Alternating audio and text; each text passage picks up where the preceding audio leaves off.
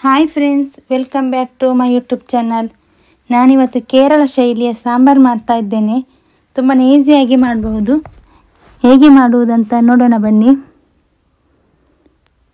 ಒಂದು ಕುಕ್ಕರಿಗೆ ಅರ್ಧ ಕಪ್ ತೊಗರಿಬೇಳೆ ಹಾಕ್ತಾ ಇದ್ದೇನೆ. ಇದನ್ನು ಕ್ಲೀನ್ ಮಾಡಿ ತೊಳೆಯುವ. ಈಗ ತೊಳೆದಾಯಿತು. ಇದಕ್ಕೆ 1.5 ಕಪ್ ನೀರು ಹಾಕಿ 2 ವಿಸಿಲ್ ಬರಿಸಬೇಕು.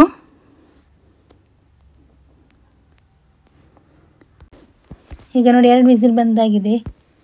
ಈಗ ನೋಡಿ ಎಷ್ಟು ಬೆಂದರೆ ಸಾಕು, ಜಾಸ್ತಿ ಏನು ಬೇಯಿಸಬೇಕಂತಿಲ್ಲ. ಒಂದು ದೊಡ್ಡ ಸೈಜ್ ಆಲೂಗಡ್ಡೆಯನ್ನು ಕಟ್ ಮಾಡಿ ಹಾಕ್ತಾ ಇದ್ದೇನೆ. ತೊಂಡೆಕಾಯಿ ಸ್ವಲ್ಪ 1 ಕಪ್ಪು, ಇದರಲ್ಲಿ ಸ್ವಲ್ಪ ಬೀನ್ಸ್, 2 ಬದನೆ ಕಟ್ ಮಾಡಿ ಹಾಕ್ತಾ ಇದ್ದೇನೆ. 1 ನುಗ್ಗೆಕಾಯಿ, 1 ಟೊಮೆಟೊ, 1 ಈರುಳ್ಳಿ, ಇದೆಲ್ಲ ನಾನು ಕಟ್ ಮಾಡಿ ಹಾಕ್ತಾ ಇದ್ದೇನೆ. ಅದು ಕುಕ್ಕರ್ ಚಿಕ್ಕದಾಯಿತು, ಅದಕ್ಕೆ ಇದರಲ್ಲಿ ಇಡ್ತಾ ಇದ್ದೇನೆ, ದೊಡ್ಡದರಲ್ಲಿ. ಇದಕ್ಕೊಂದು 3 ಹಸಿಮೆಣಸಿನಕಾಯಿ ಕಟ್ ಮಾಡಿ ಹಾಕ್ತಾ ಇದ್ದೇನೆ. ಇನ್ನು ಇದಕ್ಕೆ 1 ಟೇಬಲ್ ಹುಣಸೆ ರಸ, ಅದಕ್ಕೆ 2 ಟೇಬಲ್ ಸ್ಪೂನ್ ಸಾಂಬಾರು ಹುಡಿ ಹಾಕ್ತಾ ಇದ್ದೇನೆ. ನಾನು ಹೋಮ್ ಮೇಡ್ ಮಾಡಿದ್ದು ಹಾಕ್ತಾ ಇದ್ದೇನೆ. 1 ಟೇಬಲ್ ಸ್ಪೂನ್ ಕೊತ್ತಂಬರಿ powder, 1 table spoon red chilli powder, ಸ್ವಲ್ಪ ನೀರು ಹಾಕಿ ಮಿಕ್ಸ್ ಮಾಡಿ. ಸಾಂಬಾರು ಪೌಡರ್ ನಾನು ಮನೆಯಲ್ಲೇ ಮಾಡಿದ್ದು, ನಾವು ಒಮ್ಮೆ ವೀಡಿಯೋ ಹಾಕ್ತೇನೆ ನೋಡಿ ನೀವು. ಇದನ್ನು ಸರಿಯಾಗಿ ಮಿಕ್ಸ್ ಮಾಡಿ, ಗಂಟಿಡದ ರೀತಿ ಮಿಕ್ಸ್ ಆಗಬೇಕು. ಇದಕ್ಕೆ ಸ್ವಲ್ಪ ಬೆಲ್ಲ ಹಾಕ್ತಾ ಇದ್ದೇನೆ. ಈಗ ಮಿಕ್ಸ್ ಮಾಡಿದ್ದನ್ನು ಇದಕ್ಕೆ ಹಾಕುವ.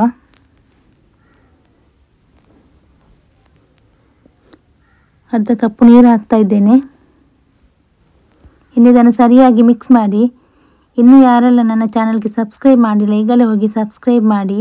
ಪಕ್ಕದಲ್ಲಿರುವ ಬೆಲ್ ಬಟನನ್ನು ಒತ್ತಿ. ನಾನು ಹೊಸ ರೆಸಿಪಿ ಹಾಕ್ತಾ ಇರ್ತೇನೆ, ಆವಾಗ ನಿಮಗೆ ಅದರ ನೋಟಿಫಿಕೇಷನ್ ಸಿಗ್ತದೆ. ನಾನು ಮತ್ತೆ ಅರ್ಧ ಕಪ್ ನೀರು ಹಾಕಿದೆ. ಮಿಕ್ಸ್ ಮಾಡಿ.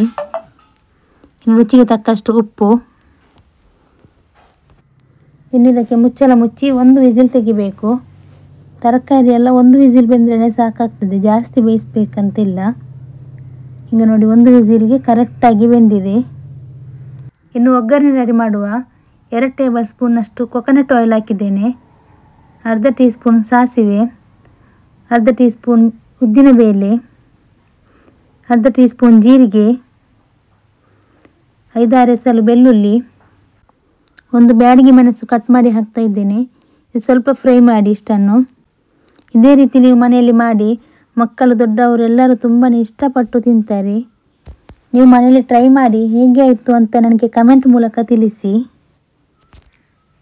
ಇನ್ನು ಇದಕ್ಕೆ ಕರಿಬೇವು ಸೊಪ್ಪು ಹಾಕಿ ಆನಂತರ ಈ ಸಾಂಬಾರನ್ನು ಹಾಕ್ತಾ ಇದ್ದೇನೆ. ಇದು ಸರಿಯಾಗಿ ಒಂದು ಕುದಿ ಬರಲಿ. ನಾವು ಯಾವುದೇ ಇಲ್ಲಿ ಗ್ರೈಂಡ್ ಮಾಡಿ ಮಸಾಲೆ ಹಾಕಿಲ್ಲ, ಹೋಮ್ ಮೇಡ್ ಪೌಡರ್ ಮಾಡಿಟ್ಟಿದ್ದೆ, ಅದನ್ನೇ ಹಾಕಿದ್ದೇನೆ. ನಾನೊಮ್ಮೆ ಮಸಾಲೆ ಪೌಡರ್ ಹಾಕ್ತೇನೆ, ನೀವು ಒಮ್ಮೆ ನೋಡಿ ಎಲ್ಲರೂ. ಇದೇ ರೀತಿ ನೀವು ಮನೆಯಲ್ಲಿ ಟ್ರೈ ಮಾಡಿ. ಮಕ್ಕಳು ತರಕಾರಿ ತಿನ್ನುವುದಿಲ್ಲದಿದ್ದರೆ ಈ ರೀತಿ ಮಾಡಿಕೊಡಿ, ತುಂಬಾ ಇಷ್ಟಪಟ್ಟು ತಿಂತಾರೆ. ನನ್ನ ಇವತ್ತಿನ ಕೇರಳ ಶೈಲಿಯ ಸಾಂಬಾರು ನಿಮಗೆ ಇಷ್ಟ ಆದರೆ ಪ್ಲೀಸ್ ಲೈಕ್ ಮಾಡಿ, ಶೇರ್ ಮಾಡಿ, ಕಮೆಂಟ್ ಮಾಡಿ. ಇನ್ನು ಮುಂದಿನ ಹೊಸ ರೆಸಿಪಿಯೊಂದಿಗೆ ಸಿಗ್ತೇನೆ.